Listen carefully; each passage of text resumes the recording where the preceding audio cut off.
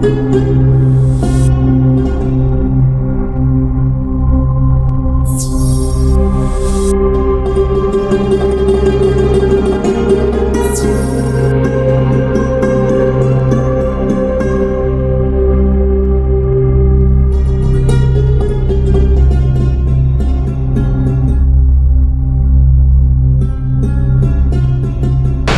malam ini kita merayakan Maulidnya Nabi, bentuk memperhatikan dan melestarikan ta'zim, mahabbah, cinta kita kepada Nabi, mudah-mudahan Rasulullah SAW memperhatikan kepada kita juga nanti di hari kiamat. Nabi itu orang yang paling perhatian kepada orang lain. Apa dikatakan oleh Allah di dalam Al-Quran, sifat-sifat yang mulia, yang cukup satu ayat ini kalau dikupas tuntas, insya Allah jadi ilmu buat kita. Cukup satu ayat ini, mudah-mudahan waktu ya 30 menit cukup. Saya tadi udah bilang sama yang bawa mobil, supir saya, ceramah maksimal 40 menit. Kalau 40 menit Anda belum berhenti, cabut aja mic-nya. Ya, ini udah kena mukadimah 10 menit. Nah, tinggal 30 menit. Ada satu ayat Al-Quran populer. Kalau orang baca maulid azab, maulid ghibah, maulid simtut dirar, maulid syarabut tahur, maulid dia'ul lame, nggak lepas dibaca laqad ja'akum rasulun min anfusikum azizun alaihi ma'anittum harisun alaikum bil mu'minina raufur rahim. Ya, ini satu ayat luar biasa penuh dengan makna. Allah Subhanahu wa taala berfirman dalam Al-Quran, laqad ja'akum, sungguh telah datang kepada kalian rasulun, utusan Allah.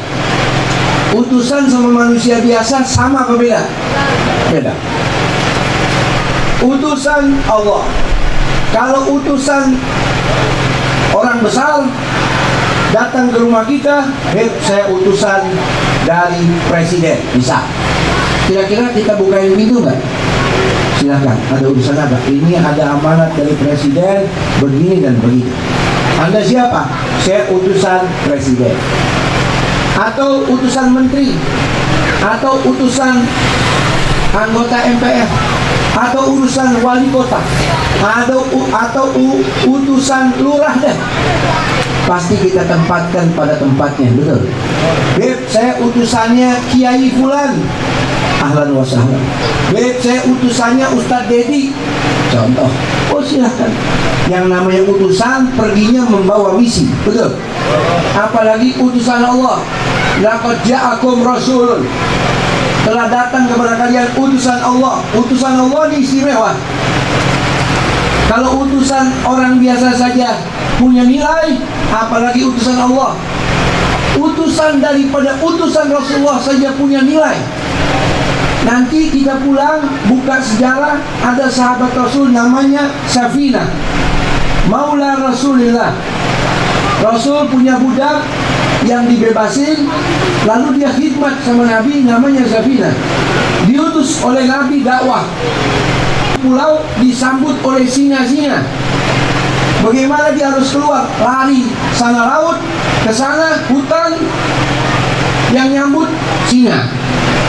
Safinah nggak bisa berkata apa-apa, hanya bisa berkata kepada pimpinan singa itu yang paling besar, ya Abul Haris, wahai singa, ini rasulun min Rasulillah SAW. Saya ini memang bukan siapa-siapa. Mungkin kalian mau makan saya, mungkin kalian mau usir saya, mungkin kalian akan terkam saya. Saya memang bukan siapa-siapa, tapi saya utusan dari Nabi besar Muhammad SAW. Saya katakan utusan itu punya nilai. Apa yang terjadi? Subhanallah, Allah kasih keramat kepada sahabat Rasulullah yang mendapatkan utusan. Fahazma bi ra'sihi, itu singa memberi isyarat dengan kepalanya kepada Sayyidah Safinah, bahwa dia sam'an wa ta'atan, tunduk patuh kepada Safinah dan mempersilahkan, memberi jalan kepada Safinah untuk bisa keluar dari sungai atau pantai atau lembah yang terdampar, yang jauh kemana-mana, yang orang lain tersesat keluar ke situ, malah ini Safinah dikasih jalan sama singa sampai bisa keluar. Kenapa singa itu nggak makan itu Safinah? Bukankah singa itu binatang? Allah kasih otak ada, akal nggak ada. Binatang itu punya otak, saudara. Ayam itu ada otaknya. Kita kalau makan ayam, palanya kita belek, ada otaknya. Tapi akal nggak ada. Akal Allah kasih hanya kepada manusia. Makanya kata Imam Ibnu Hajar, letaknya akal di mana? Bingung. Ada yang bilang di kepala, ada yang bilang di hati. Kata Imam Ibnu Hajar, letaknya akal di hati. Kalau otak, semua makhluk punya otak, termasuk singa. Singa juga punya otak. Tapi punya akal? Enggak. Ini binatang, enggak punya akal. Tapi dengar, saya utusan dari Rasulullah SAW, dikasih jalan, selamat. Kenapa? Utusan Rasul punya nilai. Betul. Apalagi utusan Allah, Nabi kita Muhammad SAW. Laqad ja'akum rasulun min anfusikum. Imam Al-Baghawi bilang, sebenarnya bukan min anfusikum. Kalau min anfusikum artinya Allah sungguh telah mengutus manusia dari bangsa kalian. Jadi Imam Baghawi, bukan bangsa kalian, min anfasikum, manusia terbaik, yang paling istimewa, yang paling sempurna, yang paling top, yang paling bernilai, Nabi besar Muhammad SAW. Laqad ja'akum rasulun min anfasikum. Tapi umumnya Quran kita baca apa kalimatnya?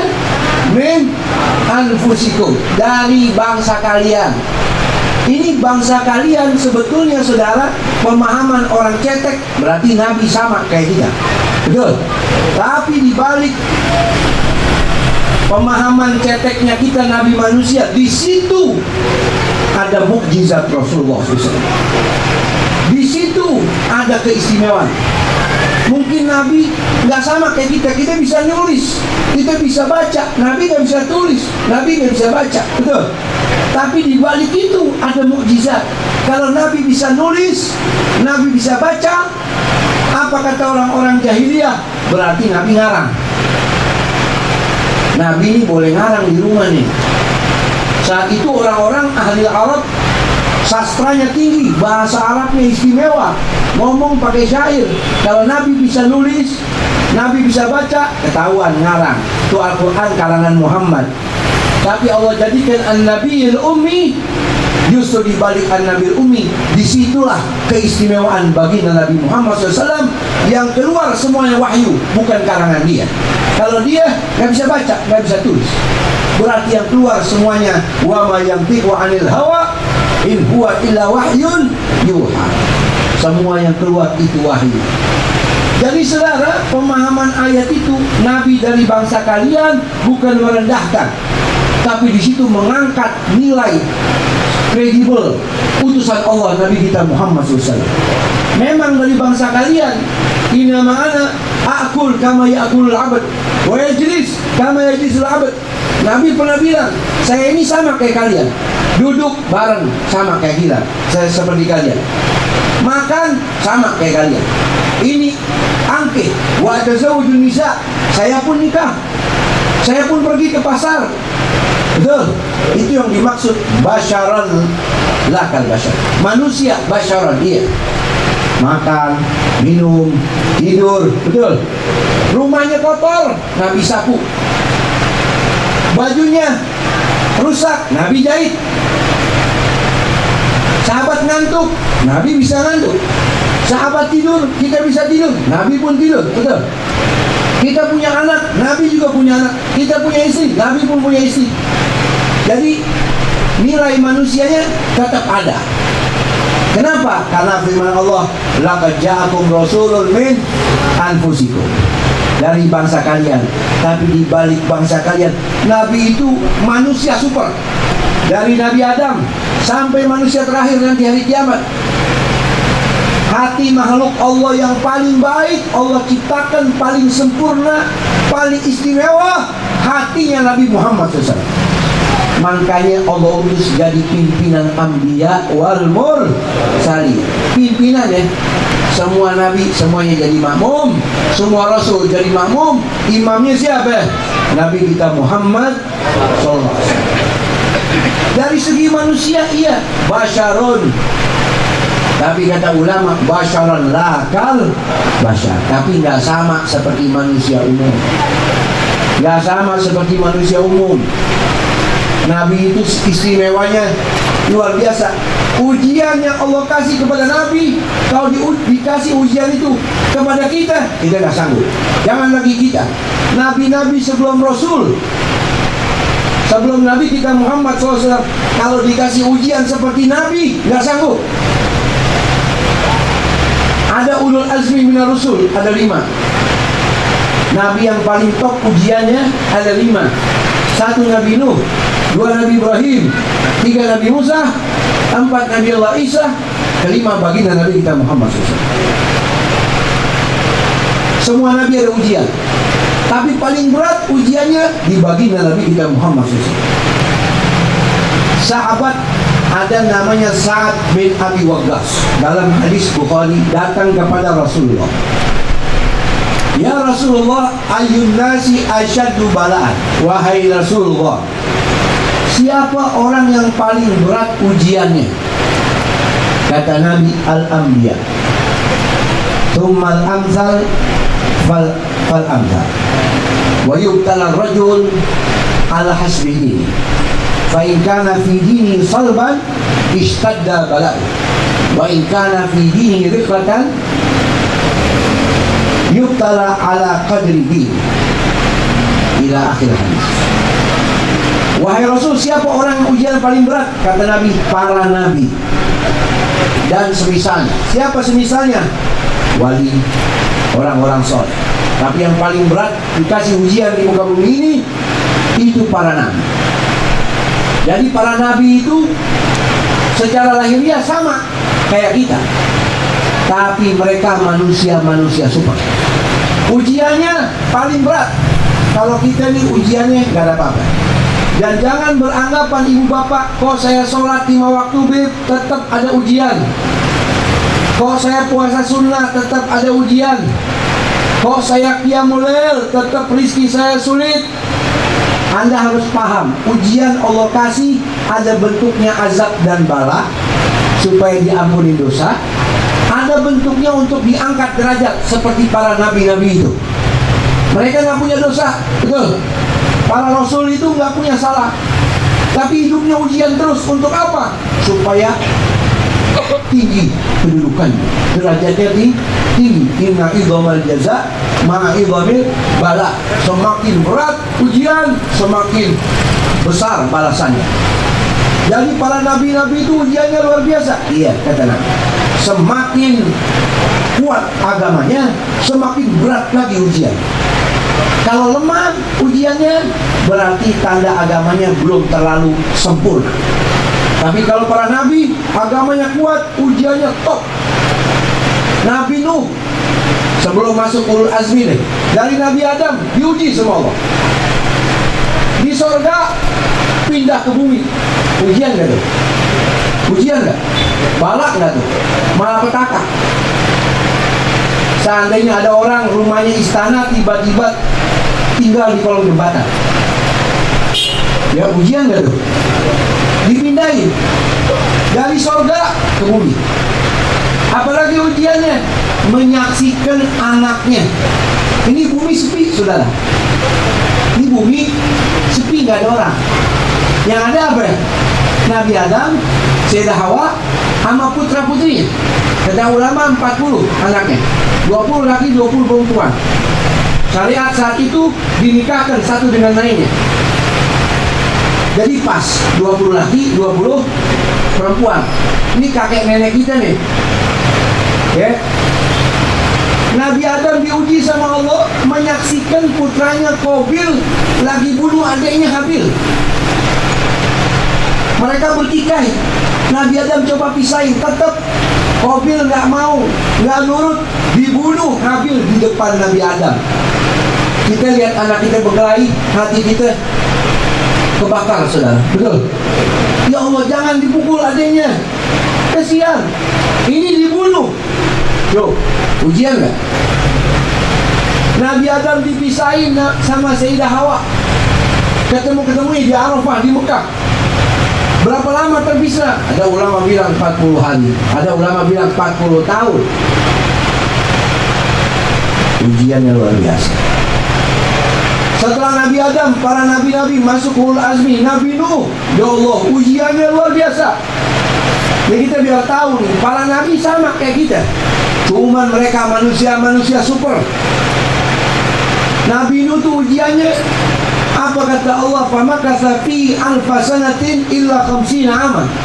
Nabi Nuh hidup 1000 tahun kurang 50 tahun, berarti 950 tahun hidup. Kata ulama dakwanya 950 tahun, hidupnya lebih dari itu. Ada ulama lain enggak, sesuai tafsir Quran umurnya 950 tahun. Yang perlu kita catat, hidupnya dipakai buat dakwah. Nabi Nuh. Qala Rabbi inni da'utu lailan wa nahara falam yazidhum du'ai illa firara wa inni kullama da'utuhum litaghfir lahum ja'alu asabi'ahum fi adhanihim wastaghshaw thiyabahum wa asarru wastakbarus istikbar. Ya Allah, saya ini dakwah siang malam. Mungkin kalau saya ceramah malam doang, disambut, kasih makan, kasih minum, gak ada ujian sama sekali. Didudukin di tempat istimewa, betul. Ini Nabi Nuh 950 tahun dakwah pagi, siang, sore, malam. Semakin sering ceramah, semakin sering berdakwah, semakin banyak musibah. Bukan semakin banyak pengikut, semakin lari pengikutnya. Ya Allah. Da'utu qaumi lailan wa nahara falam yazidhum du'ai illa firara. Dakwaannya bukan berbuah hasil, malah pada lari. Lalu ya Allah, saya setiap ceramahin mereka, nasihatin mereka, mereka langsung tutup kuping. Ditutup kupingnya dengan jari-jari mereka. Mereka nggak puas, mereka tutup kepala mereka dengan baju. Wastakbaru istikbara wa asarru, semakin mengkak, semakin membangkang, semakin sombong. Tuma ini da'utuhum jihara, tuma a'lantu lahum israra. Dengan segala metode dakwah saya coba. Cara halus udah, saya bisikin udah, lembut udah, ngasih sesuatu udah, atau dengan teriak-teriak udah, gak mempan. Ujian gak tuh? 950 tahun.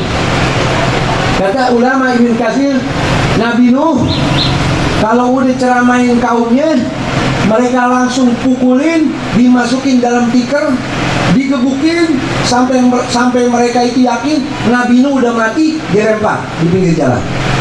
Sama Allah dikasih kekuatan, sore hidup lagi, babak belur, ceramah lagi. Begitu setiap hari. Ujian luar biasa. Yang lebih berat apa? Pulang ke rumah, istrinya gak beriman, istrinya mengkak. Wa daraballahu mathalan lilladzina kafaru imra'ata Nuhin wa imra'ata Lutin kanata tahta abdaini min ibadina salihaini fakhanatahuma falam yughniya anhuma min Allahi syai'a wa qila dakhilan nara ma'ad dakhil. Allah kasih contoh dua istri, dua perempuan, istrinya Nabi tapi jadi penghuni neraka. Siapa? Istrinya Nabi Nuh sama istrinya Nabi Lut. Jadi pulang ke rumah, udah di luar dikebukin, dalam rumah dakwain istrinya nggak beriman. Masya Allah, ujiannya. Ibarat kata kita nasihatin perempuan di luar pakai jilbab ya, istri kita nggak mau pakai jilbab. Kita nasihat di luar, jangan berzina wahai perempuan, istri kita yang melakukan serong. Gimana tuh ujian? Apa kata orang? Ente ceramah, bini ente nggak bener. Tuh. Nggak cukup istrinya, anaknya juga. Anaknya Nabi Nuh tuh luar biasa. Kita lihat anak orang, maaf ya, nauzubillah min dzalik, mabok. Kita lihat anak kita sendiri yang mabok, hati kita lebih hancur sudah. Betul. Ini anak Nabi Nuh nggak beriman. Ujiannya luar biasa sampai Nabi Nuh selesai buat perahu. Nabi Nuh bawa pengikutnya yang kata ulama cuma 90 orang. 950 tahun dakwah. Udah di atas perahu, ombak udah tinggi. Nabi Nuh lihat anaknya. Kata Nabi Nuh, ya bunayya kam ma'ana. Hai putraku, sini naik. Ayo cepat. Namanya bapak, saya nggak mau anak. Betul. Kita lihat anak kita nauzubillah jatuh di got aja, hati kita hancur. Ya Allah, angkat buru-buru, urut, ayo. Atau diajak berenang, anak kita tenggelam. Bagaimana nauzubillah ini tenggelam di lautan, bumi yang terendam dengan laut. Nabi Nuh lihat, mau nolongin, ayo nak sini. Anaknya nantang, enggak. Syawi ila jabal yasibuni minal ma. Ane nggak mau nurut sama abah. Ane mau naik ke gunung, ane selamat. Qala la asimal yawm, la asimal yawm min amrillah. Gak ada yang selamat hari ini dari azabnya Allah. Ayo ikut nak. Nggak mau. Akhirnya air naik sampai tenggelam. Nabi Nuh nyaksin anaknya tenggelam, saudara. Ujian gak tuh? Ulul azmi minar rusul. Mereka sama kayak kita manusia, tapi lain dari segi pilihan Allah ini. Nabi Ibrahim luar biasa, minta terus punya anak sampai 85 tahun baru Allah kasih anak. Nabi Ismail udah punya Nabi Ismail disuruh potong. Coba pikirin deh, para kita punya anak suruh potong. Kita punya anak ikat aja nggak mungkin kita ikat. Semarah-marahnya kita sama anak nggak mungkin kita siksa ya anak. Bagaimana Allah suruh bunuh, potong? Ujiannya luar biasa. Nabi Ibrahim turut disembelih, tapi izin Allah pisau nggak bisa memotong lehernya Ismail. Setelah tumbuh Ismail disuruh hijrah. Dalam riwayat sebelum punya Ismail hijrah ke Mekah sama istrinya Hajar. Ujiannya kembali berdakwah lawan Namrud, dilempar ke dalam api. Kurang banyak gimana tuh ujian? Nabi Musa, wah apalagi ujiannya luar biasa. Nabi Musa dari bayi udah dibuang. Kata Firaun, setiap bayi perempuan yang lahir, setiap bayi laki yang lahir tahun ini bunuh. Nabi Musa pas lahir tahun itu, maka ibu-ibu yang melahirkan anak laki-laki semua bikin peti, dimasukin anaknya ke peti, dikasih tali, ditaruh di sungai, hanyut, talinya diikat ke pohon. Tengah malam baru ditarik, dikasih makan tuh bayi-bayinya. Kalau ketahuan dibunuh. Tapi izin Allah lain, takdir Allah berkata lain. Nabi Musa ketika ditaruh di peti itu, talinya lepas, nganyut, ketangkep sama orang, dijual ke istrinya Firaun, Asia bintu Muzahim, dirawat hidup sama Firaun sampai gede. Akhirnya kontra sama Firaun, dakwahnya luar biasa ya, banyak itu sejarahnya. Gak cukup Firaun, Nabi Musa harus ngadepin Korun, Nabi Musa harus ngadepin Haman. Ujiannya luar biasa. Nabi Isa, Masya Allah, Nabi Isa itu kalau ketemu orang bilang dukun. Jangan dengerin ceramahnya dukun, dia tukang sihir, ahli sihir. Itu Nabi Isa. Lahir orang sebut apa? Anak zina, gak punya bapak, lahir. Coba, ujian yang luar biasa. Sayyidah Maryam setiap ketemu orang dibilang pelacur. Masa bisa hamil gak ada bapaknya? Padahal itu karunia dari Allah, tiba-tiba hamil. Ujiannya luar biasa. Nabi Isa itu luar biasa. Satu sisi orang butuh berobat, matanya buta ke Nabi Isa. Tolong anak saya buta. Dipegang sama Nabi Isa, sembuh, bisa melihat. Memang tukang dukun, tukang sihir jago dia. Anak ini Nabi, ayo beriman sama Allah. Enggak.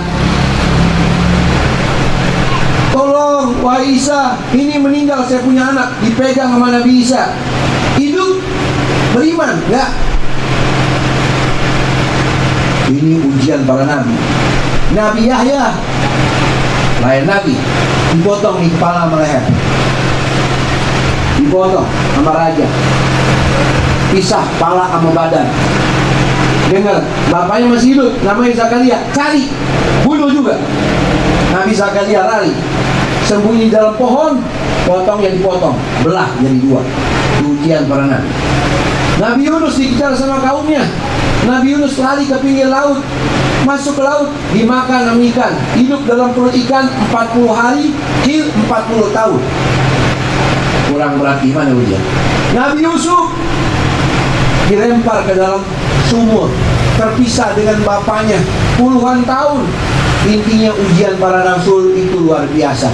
Itu semua yang saya sebutkan, saudara, tidak sebanding dengan ujian yang Allah kasih kepada Nabi kita Muhammad SAW.